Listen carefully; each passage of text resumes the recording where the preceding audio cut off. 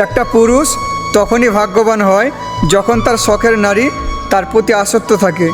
But শখের নারী বলতে তো আমার পাশে কেউ নেই, এবং কাউকে ইমপ্রেস করার মতো আমার কাছে সে সুন্দর চেহারাটাও নেই, এবং সবার মতো আমি গুছিয়ে কথা বলতেও পারি না।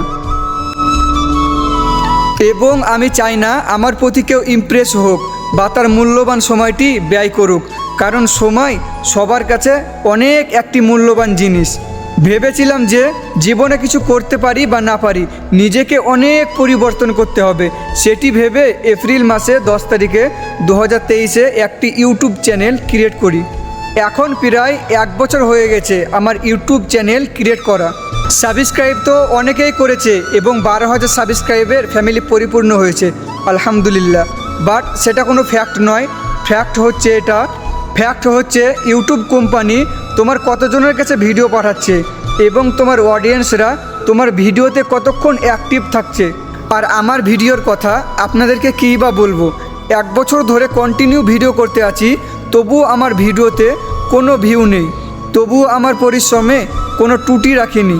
একজন প্রবাসী হয়ে 10 থেকে 12 ঘন্টা ডিউটি করার পর একটি কন্টেন্ট ক্রিয়েট করতে হয়, এবং কন্টেন্ট ক্রিয়েট করার পর কাউকে সাহায্য ছাড়াই ভিডিও বানাতে হয়, এবং সেই ভিডিও বানিয়ে 8 থেকে 9 ঘন্টা তাকে এডিট করতে হয়। এতটা পরিশ্রম করার পর 8 থেকে 9 ঘন্টা ভিডিও এডিট করার পর এর ফলে কি পেলাম আমি? বুক ভরা কষ্ট। আমার ইউটিউব চ্যানেলে অলরেডি ওয়ার্নিং স্টার চলে এসেছে। সেরকম কন্টেন্ট বলতে তো আমি ইসলামিক মোটিভেশন ভিডিও বেশি বানাতাম, এবং সৌদি আরবে আমি লাইফ স্টাইল ব্লগ বানাতাম। আর জাস্ট কিছুদিন আগে আমি একটি ভিডিও বানিয়েছিলাম নরেন্দ্র মোদীকে নিয়ে। সেই ভিডিও উপলক্ষ করে আমার ইউটিউব চ্যানেলে অলরেডি ওয়ার্নিং স্টার চলে এসেছে। এবং আমার মতো ব্যর্থ ইউটিউবার অনেকেই রয়েছে যারা ইউটিউবে দীর্ঘদিন ধরে রিলেটেড রয়েছে, তারা বছরের পর বছর কোনো সাফল্য পায়নি। আমি তাদের উদ্দেশ্যে বলছি, তোমরা ইউটিউবের মধ্যে আরও অনেক সময় ব্যয় করো। তুমি মানুষের কাছ থেকে কিছুদিনের জন্য হারিয়ে যাও, তুমি হারিয়ে দেখো 2 দিন পর তোমার কেউ খোঁজ রাখবে না। তাই ইউটিউবে সাফল্য হতে গেলে আপনাকে অনেক সময় ব্যয় করতে হবে এবং অনেক কঠোর পরিশ্রম করতে হবে, তবেই তুমি ইউটিউবে সাফল্য হতে পারবে এবং লোক তোমাকে আস্তে আস্তে চিনতে থাকবে।